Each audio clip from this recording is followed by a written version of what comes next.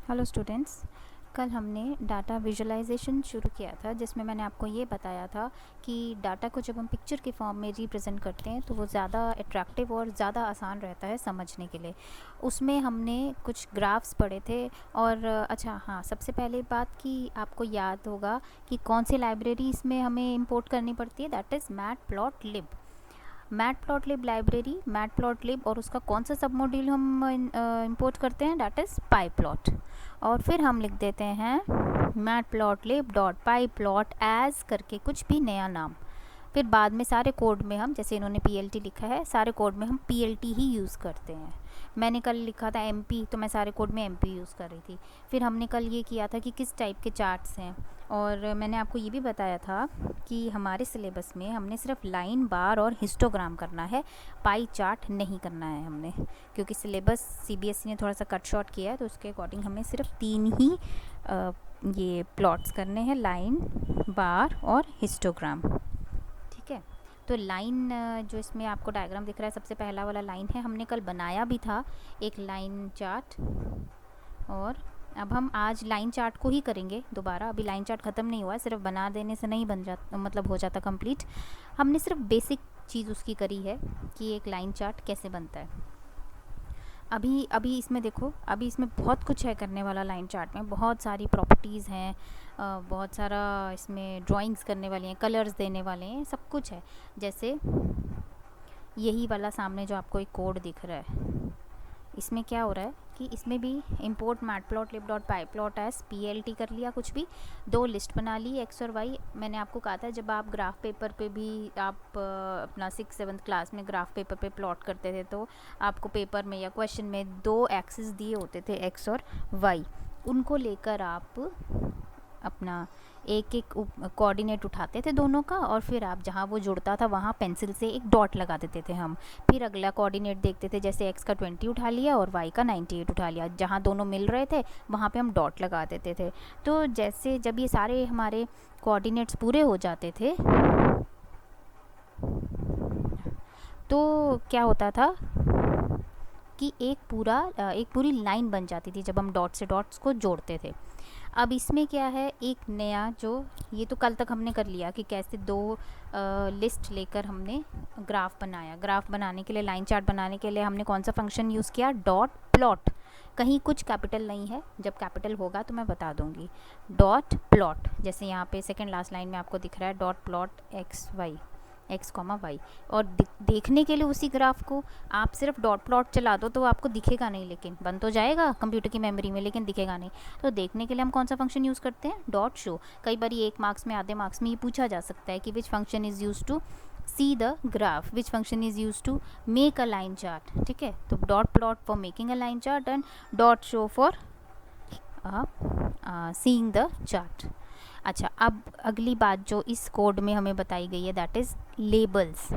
हम वहाँ पे भी, आपको याद होगा ग्राफ पेपर पे जब हम बनाते थे तो नीचे हम लिख देते थे नंबर ऑफ़ स्टूडेंट्स, साइड में हम लिख देते थे कुछ और। तो यहाँ पे भी वही चीज़ है। तो अगर x एक्सिस का लेबल देना है तो बहुत सिंपल है, डॉट x लेबल और ब्रैकेट में उस लेबल का नाम, because it is a string value तो हमने इसको कोट्स में डाला है। उसी तरह डॉट y लेबल और y लेबल का नाम। अब देखो जब ये प्रिंट होकर आया तो ओवर्स नीचे, यहाँ x एक्सिस के नीचे ओवर्स लिखा आ रहा है, और जब ये y लेबल प्रिंट होकर आया तो यहाँ पे राइट साइड में रन्स कोड लिखा आ रहा है। और एक और चीज़ इन्होंने इसमें दे दी है, टाइटल। चार्ट का टाइटल भी जो सबसे ऊपर लिखा आ रहा है, ओवरवाइज रन्स कोड। /n क्या कर रहा है, अगली लाइन में शिफ्ट कर रहा है आगे के कोड को, इंडिया वर्सेस इंग्लैंड। ये कई बार 1 मार्क्स में पूछा जा सकता है कि which keyword, which code is, what code is use to shift the words to the next line. तो उसमें आपने /n यूज़ करना है। /n हमेशा न्यू लाइन शुरू करता है। ठीक है, तो ये 3 चीज़ें आपको इस कोड में बताई है इन्होंने। आगे चलते हैं, एक बार हम सारी समझ लेते हैं, फिर मैं एक ही बार इसको कोडिंग करके दिखाऊंगी आपको। अब ये भी बहुत अच्छा है, लाइन कलर और लाइन के विड्थ को चेंज करना। ये सब चीज़ें हम कहाँ बताएंगे, लाइन से रिलेटेड चीज़ें हम बताएंगे डॉट प्लॉट फंक्शन के अंदर। अभी तक हम सिर्फ क्या लिख रहे थे, डॉट प्लॉट x, y। अब इसमें ध्यान से इस कोड में सेकंड लास्ट लाइन को देखो, जहाँ लिखा है PLT डॉट प्लॉट। ब्रैकेट में x कॉमा वाई, वो तो कोऑर्डिनेट्स ले लेगा x और y के, ठीक है। आगे r का क्या मतलब है कि लाइन का जो कलर है वो क्या हो गया, रेड। लाइन का कलर क्या लेना है हमने, रेड। तो हमने क्या लिख दिया उसके लिए r। हमें कलर लिखने की ज़रूरत नहीं पड़ती। जब आपने कलर मेंशन करना है आप डायरेक्ट कलर का पहला अल्फ़ाबेट लिख देते हैं। b लिखेंगे तो ब्लू कलर की लाइन बन जाएगी, ठीक है। r लिखेंगे तो r कलर की लाइन बन जाएगी, y लिखेंगे तो येलो कलर की, g लिखेंगे तो ग्रीन कलर की। ये नहीं लिखने की ज़रूरत है हमको कि ये हम कलर के लिए लिख रहे हैं। कंप्यूटर बहुत समझदार है, उसको पता है, पाइथन को पता है कि जो थर्ड आर्ग्यूमेंट है, पहली तो x है, दूसरी y है, और जो तीसरी है वो कलर के लिए है, ठीक है। बस इतनी समझ थी उसमें, उससे ज़्यादा समझ नहीं है। तो आगे आपको चौथी आर्ग्यूमेंट में बताना पड़ेगा कि ये जो 4 लिख रहे हो ये किस लिए लिख रहे हो। 4 is for line width, line की चौड़ाई, लाइन कितनी मोटी होनी चाहिए, उसके लिए हमने ये वाला आर्ग्यूमेंट यूज़ किया, लाइन विड्थ। ऊपर वाले जब ऊपर वाला ग्राफ बना था तो आपको याद होगा, ये देखो कितनी पतली सी लाइन बनी है as compare to this line, जो अब ये नीचे वाले कोड की लाइन बन रही है, दिस इज़ सो थिक, ठीक है। कलर भी चेंज हो गया इसका, थिक भी होगी। अब एक और नई आर्ग्यूमेंट दिख रही है आपको, line style is equals to dashed, कि टुकड़ों में डैश डैश डैश करके लाइन बनी है। लाइन तो वही है लेकिन टूट टूट के बनी है टुकड़ों में, ठीक है। तो ये सारी बातें कहाँ बताई जाएंगी, ये बहुत इंपॉर्टेंट बात है कि आपको ये याद रखना है। इसके लिए अलग से लाइन नहीं बनेगी, ये सारी बातें आपने डॉट प्लॉट फंक्शन के अंदर ही लिखनी है, x कॉमा वाई, ठीक है। तीसरी argument colour of the line, चौथी लाइन विड्थ जो भी आपने देनी है, पांचवी लाइन स्टाइल, ठीक है। तो ऐसे आप इनको लिख सकते हैं। फिर हम आगे चलते हैं थोड़ा सा और।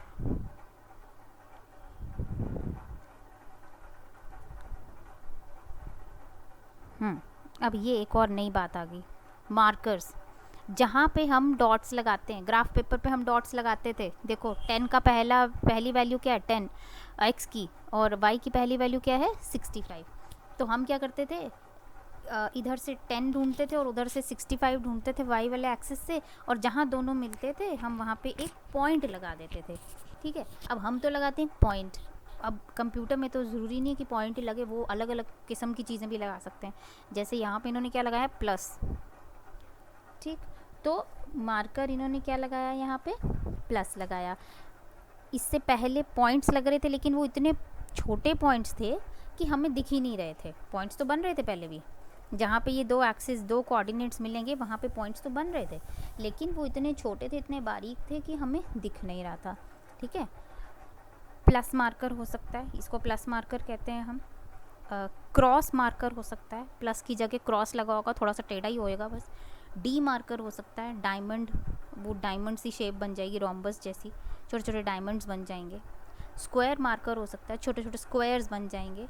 स्टार मार्कर हो सकता है, छोटे छोटे स्टार्स बन जाएंगे। ये आपकी बुक में पूरा एक टेबल दिया है कि किस टाइप के मार्कर्स आप यूज़ कर सकते हो। फिर अगली आर्ग्यूमेंट, ये वाला जो कोड है ये पूरा मार्कर्स को डिपिक्ट कर रहा है। अच्छा, और एक बात कि ये सारी चीज़ें लिखी जाएंगी डॉट प्लॉट फंक्शन के अंदर, एक्स और वाई के बाद। एक्स और वाई के बाद आप जैसे मर्जी लिख दो, कोई फ़र्क नहीं पड़ता, कोई भी किसी चीज़ को पहले बाद लिख दो, कोई फ़र्क नहीं पड़ता। अच्छा, अगली बात है मार्कर साइज़। मार्कर की 3 ही चीज़ें यूज़ होती हैं, मार्कर का टाइप, मार्कर का साइज़ और मार्कर एज कलर। यहाँ देखो मार्कर का कलर आप सबको, जो प्लस के कलर हैं वो कैसे दिख रहे हैं, रेड। मार्कर का साइज़ क्या दिख रहा है, 10, ठीक है। वो हम सिर्फ उसको कम ज़्यादा करके देख सकते हैं कि अगर आप मार्कर साइज़ 5 लिखोगे तो छोटे छोटे प्लस हो जाएंगे, मार्कर साइज़ 50 कर दोगे तो बहुत बड़े बड़े प्लस हो जाएंगे। तो ये तो जब आप इनको लिखोगे करोगे तो तभी पता चलेंगे। तो मार्कर से रिलेटेड 3 चीज़ें हैं। मैं एक बारी बुक में भी कंफर्म कर लेती हूँ, और कुछ तो नहीं बचा आपका। मार्कर का टाइप हो गया, मार्कर साइज़ हो गया, और मार्कर एज कलर हो गया, ठीक है। तो ये 3 चीज़ें हैं, ये आपने ऐसे ही लिखनी है।